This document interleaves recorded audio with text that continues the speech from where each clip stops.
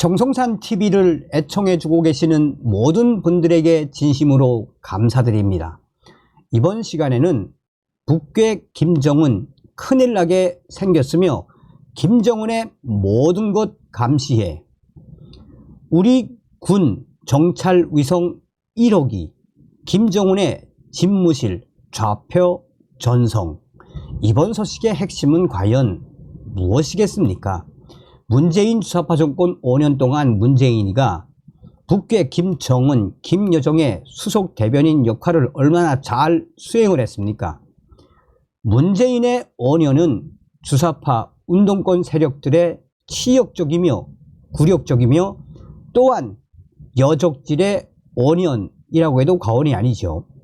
윤석열 정부가 탄생한 이후에 한미일 동맹 강화, 한미연합훈련 역대급, 여기에 우리 군 무기도 얼마나 첨단화, 고도화 되고 있습니까? 방위산업도 날개를 달았지요. 정성산TV 좋아요, 구독, 알림은 큰 힘이 되겠습니다. 후원해 주시는 모든 분들에게 가열차게 멸공.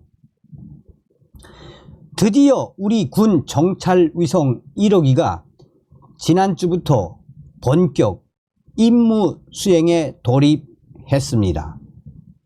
8개월간 구동 상태를 점검하고 위성이 촬영하는 영상에 초점을 맞추는 검, 보정 작업을 마치고 본격 전력화된 것입니다. 정찰 위성이 본격적인 임무를 수행하게 된다면 북한 지역의 핵심 시설이나 이동식 미사일 발사대 위치 등을 들여다보게 될 가능성이 매우 큽니다. 이런 군사위성 정보는 그동안 미국의 상당 부분 위전해 왔지만 이제는 우리 군의 테킨트, 인공위성과 정찰기 등을 활용한 군사기술 정보 역량이 대폭 강화된 것입니다.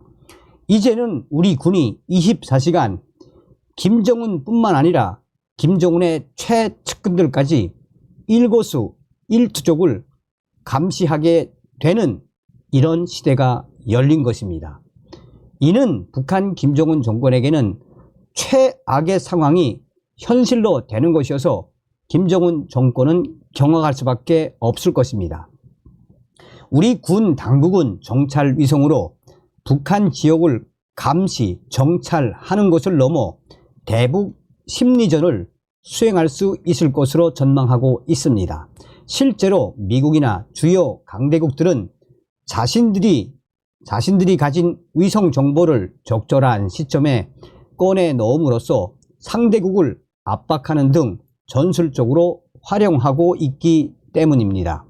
미국이 가진 정보력의 핵심은 키홀 정찰 위성입니다.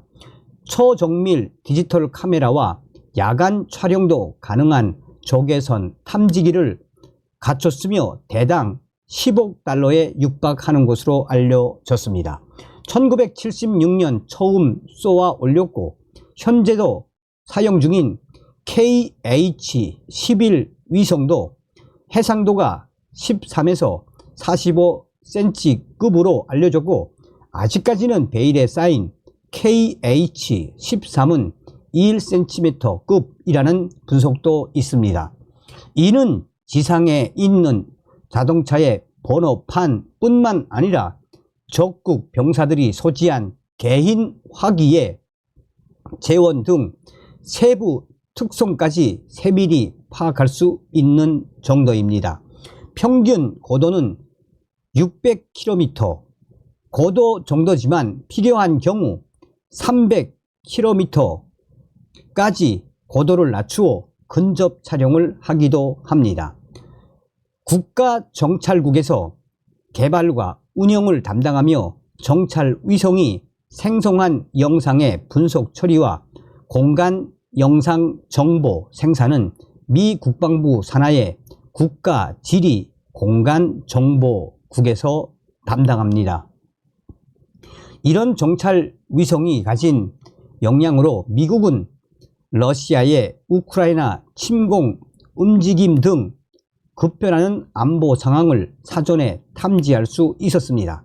당시 바이든 미국 대통령은 전쟁 발발 직전 러시아에 대규모 군사 공격이 임박했다고 말했고, 푸틴 러시아 대통령은 이를 헛된 공상이라며 부인했지만 미국의 예측대로 러시아는 우크라이나를 침공했습니다.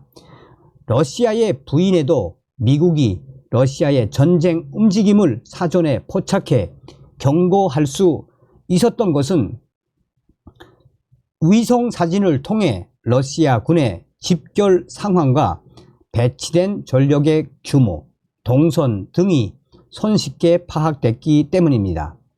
첩보 위성은 매일 14번에서 15차례 정도 지구를 돌며 하루에 한 번꼴로 북한 상공을 촬영하는 것으로 알려졌습니다. 평소에 600km 고도에서 활동하지만 평소 600km 고도에서 활동하지만 필요한 경우 300km까지 고도를 낮춰 영상 해상도를 높이기도 한다라고 전하고 있습니다. 미국은 이런 첩보 위성을 동시에 여러 대 운영하지만 움직이는 표적에 대한 실시간 감시는 어렵습니다. 또한 위성이 북한 상공을 도는 시간이 정해져 있기 때문에 위장을 하거나 회피할 수 있습니다. 2019년 북미 정상회담에서도 미국의 정찰 위성이 활용된 것으로 확인됐습니다. 트럼프 전 미국 대통령은 2019년 하노이 북미 정상회담이 결렬된 이후 우리는 북한의 구석구석까지 잘 안다고 말하며 북한을 들여다보고 있다는 것을 암시하기도 했습니다. 실제로 미국은 정찰 위성을 동원해 북한이 지하에 숨겨놓은 비밀 핵 시설을 파악해 온 것으로 전해졌습니다. 이 때문에 회담 당시 김정은은 대북 제재 해제와 영변 핵 시설 폐기를 맞바꾸자고 제안했으나 트럼프 대통령은 영변뿐만 아니라 강선, 박천 등을 포함해 북한 내에 5개 핵시설 폐쇄를 요구해 결국 협상이 결렬됐습니다. 바로 정찰 위성의 성과였습니다. 정찰 위성으로 북한의 김정은의 동선을 파악하는 것도 이제는 불가능한 것이 아닙니다.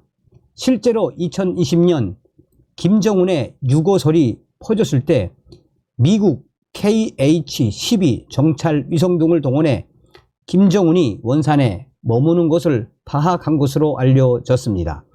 김정은의 건강 이상설이 미국 매체에 의해 보도된 직후 한미는 정찰 위성뿐만 아니라 UE 리벳 조인트 RC-135W, 조인트 스타트 E-8C 등의 정찰기 등을 연합정보 자산을 총동원하여 김정은의 동향을 추적했습니다.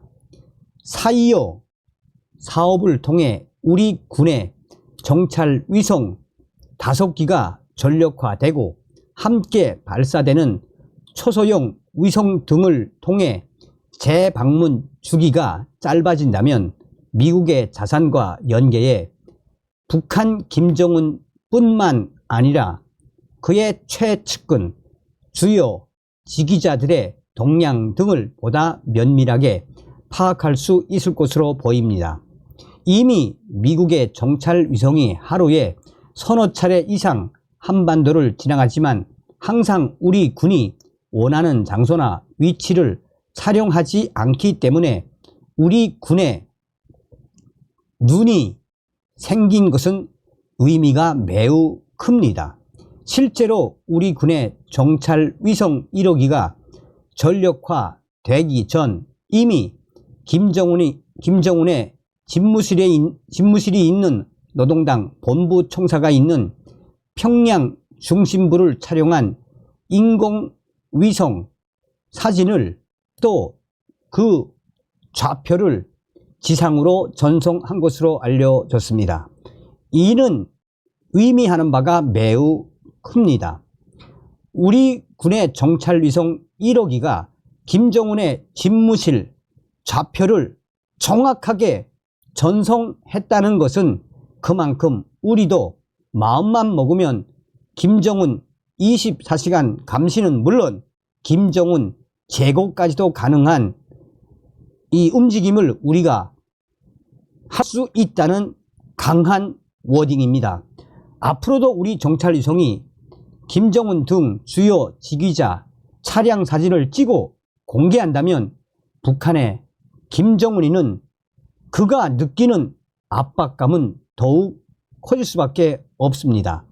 미국이 아닌 남한의 위에 김정은과 그의 주변 최측근들의 일거수일투족 감시 정찰을 당하고 있다는 사실을 더 큰 위협으로 간주할 가능성이 매우 크기 때문입니다. 북한도 최근 군사 정찰 위성을 발사하고 있는 것도 한국과 우주 경쟁에서 뒤처지지 않겠다는 의도로 풀이됩니다. 다만 미사일과 달리 우주는 막대한 예산이 드는 분야이기 때문에 한국이 경제력을 바탕으로 북한과 우주에서 군사 경쟁을 펼쳐야 한다는 주장도 나오고 있습니다.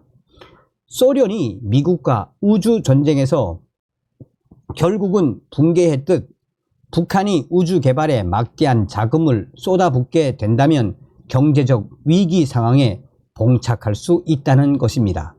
군 당국은 현재까지 전자광학 EO, 적외선 IR, 위성인 정찰 위성 1호기와 합성 개구 레이더 SAR 위성인 2호기를 궤도에 올린 상태입니다.